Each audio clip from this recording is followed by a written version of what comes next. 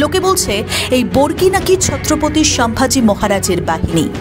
লোকে বলছে ছত্রপতি শিবাজি মহারাজের অনুগতরাই করত এই কাজ। কথাটা কি সত্যি? কতটা সত্যি? সত্যি কি মারাঠা সম্রাট সম্ভাজি মহারাজের হাত ছিল এই লুটতারাজের পেছনে? চলুন আজ একবার ইতিহাসের হাত ধরে জেনে নেই বর্গি হামলার কথা।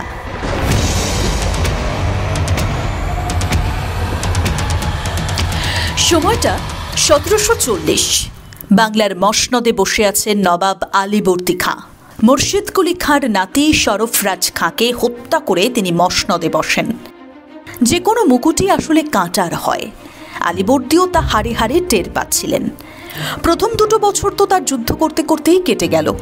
ইসলামিক শাসন, অভাব, অনটন সবে মিলিয়ে বাঙালির প্রাণ যাই যাই অবস্থা। প্রাণ যায় যাক, কিন্তু নবাবের খাজনা মিস হলে তো চলবে না।